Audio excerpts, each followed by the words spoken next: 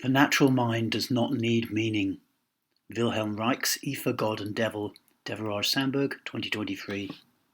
Quote, "The search for the purposeful meaning of life stems from the armoring of the human organism, which blots out the living function and replaces it with rigid formulas of life. Unarmored life does not look for a meaning or purpose for its existence, for the simple reason that it functions spontaneously, meaningfully and purposefully." Ether, God and Devil, Wilhelm Reich. It is common these days in the West to hear people talk of a meaning crisis in our society. For many, there's this sense that our lives somehow used to have meaning and that they now no longer do. We are just going through the motions and doing what we can to feel good about ourselves and to try and keep some dopamine flowing. I have been on my own slow withdrawal from dopamine over the last years, bit by bit replacing the thinking and sensory behaviours to which I had become addicted with simply feeling my body more. For me, it has been a gradual journey that has proceeded naturally from the daily bioenergetic and Reichian exercises I've been doing. Slowly the blocks come out, meaning I have more feeling in my body, especially in my lower back and belly. As this proceeds, so my need to do things to create dopamine or to feel good about myself reduces. It feels radical and new to me, yet at the same time Wilhelm Reich was writing clearly about this process back in the 1940s. Quote, "The armoured, mechanistically rigid person thinks mechanistically, produces mechanistic tools, and forms a mechanistic conception of nature. The armoured person who feels his organotic body excitations in spite of his biological rigidity, but does not understand them, is mystic man. He is interested not in material, but in spiritual things. He forms a mystical, supernatural idea about nature." Reich here explains that the mystical person is no different from a simply mechanical person. Both are fundamentally rigid and machine-like.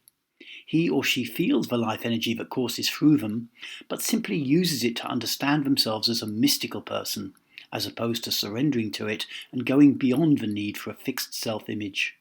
The mechanical person and the mystical person are thus in an unhealthy relationship, the first needing the second in order to have a sense that they might be able to escape the trap that they somewhere sense that they've fallen into, the second needing the first to constantly boost their ego through being perceived by others as a mystic.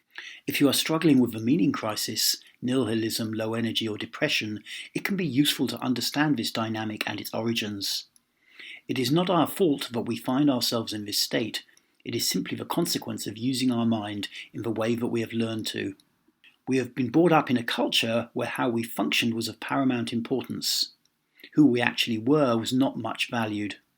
And we have on some level simply gone along with that, learning to work around the underlying issues that we felt, as opposed to truly investigating them. But it is never too late to start. The machinic egregore. Understanding that our self-adaptation towards functionality, utility and efficiency has come to us from the culture we were brought up in can lead us to understand our world in different ways.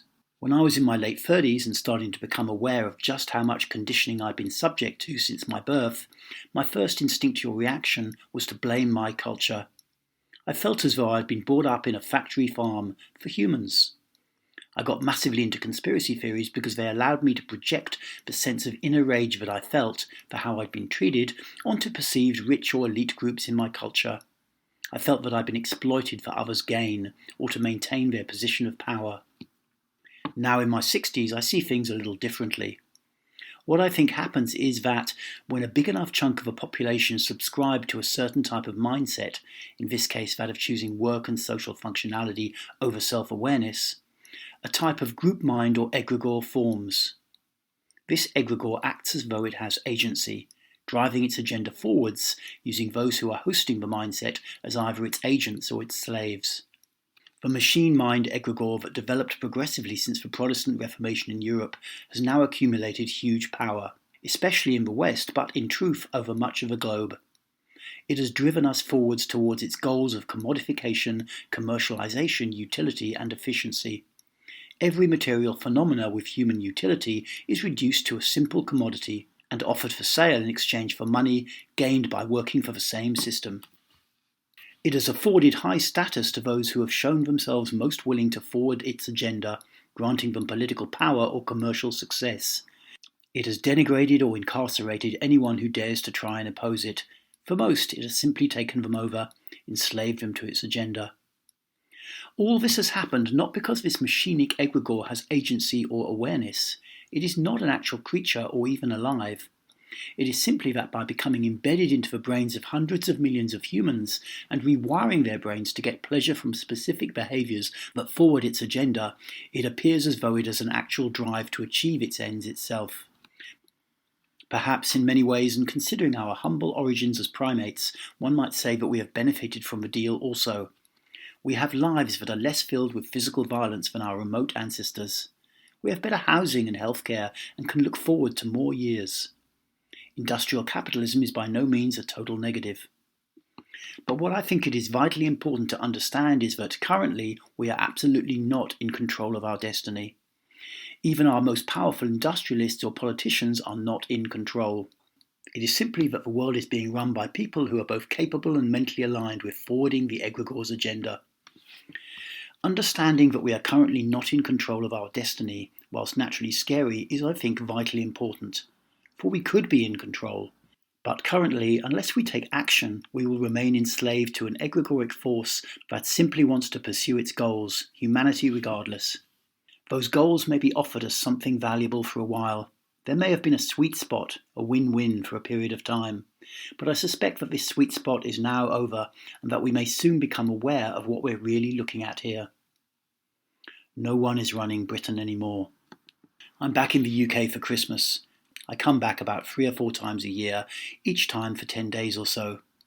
As I walk down the Western Road in Brighton, I'm struck by the sense that I've suddenly been transported onto the set of a zombie movie. People shuffle and their eyes look mostly dead. Others rigidly try to move quickly to make it to wherever they're going, their eyes filled with anger and fear. Many stare at their phone as they walk. Very few seem to be simply present with anything going on. I mean, back in Turkey where I live, it is hardly that people are especially healthy. They smoke, they eat too much, they know it. But they are more relaxed and visibly happier as people. I don't feel them on the street in the way these Brits are. Meeting up with friends, I hear the same story over and over again. Electric and other services going through the roof, a cost of living crisis, pensions inadequate to support people who've worked their lives for the system, a government that visibly couldn't care less whilst millions suffer. No one seems any longer much convinced that if a new party comes to power, anything will change. But why? Because the egregore is advancing in power. The tech that runs modern social media platforms, such as Facebook or YouTube, allows algorithms to lean into the motivational substructure of the human brain, A/B testing us to see which specific stimuli get us to behave a certain way. Prior to around 2005, this process proceeded at an incredibly slow rate. The tech and the platforms weren't there to allow the egregore to hack into our brains at anywhere near the speed that it now can. By leaning into our brain in this manner, it learns how to get us to best collude with advancing its agenda: commodification, efficiency, control. It has not been especially easy, because we are humans and have certain human values that don't easily fit with the agenda of a machinic egregore. But over time, it learns just the right buttons to press to get either our consent or to blunt any strategies of resistance that we might have developed. The egregore is now so developed that it can override our natural humanity and get us to go along with flat-out inhuman strategies. When people get in the way of its algorithm for correct functioning, or risk slowing up its mission to get to total efficiency, then those people become a problem. Our politicians and corporate leaders, who got to power because they best fitted in with advancing the egregore's agenda, now have the tools to enact sweeping inhuman change without themselves having to get their hands dirty. They have learned the scripts that they can recite to justify mass unemployment, collapsed healthcare, an epidemic of homelessness, and a cost of living crisis. No one is running Britain anymore. The machinic egregore has adequately hacked the Western human's motivational system, and anyone in significant power can easily get us to do that which forwards its agenda, regardless of how that will end up for us. It's important to understand that this egregore is not itself conscious. It does not have actual agency. It is not bad. It is simply that we have developed and subscribed to this mindset as a people, and now its goals remain embedded in our minds and our political systems. It is just a program running in the human psyche. We are not committed to the egregore. We have signed no contract. We can change the deal. It is not alive. It cannot fight back. All that keeps it in place are the sheer numbers of people who have spent their lives living this way. The difficulty that a culture has in changing its relationship to its egregore is exactly the same as that which we, as individuals, have when trying to change our own lives.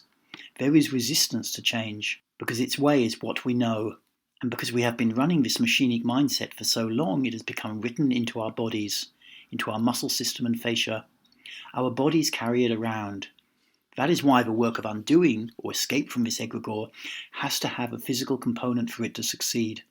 We must get the holding patterns and dead zones out of our bodies so that we can be free once more.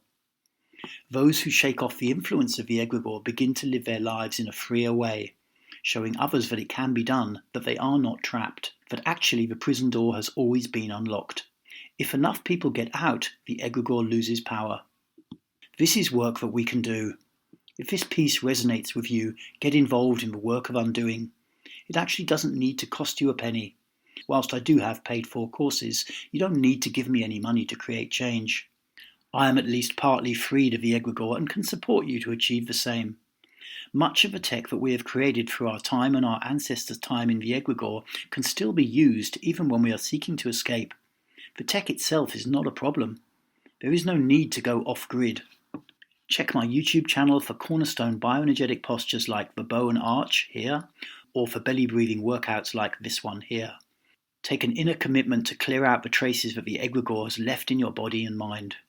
Don't become a machine, don't become a mystic, become real and live. Thank you for reading. Download Wilhelm Reich's Ether, God and Devil here.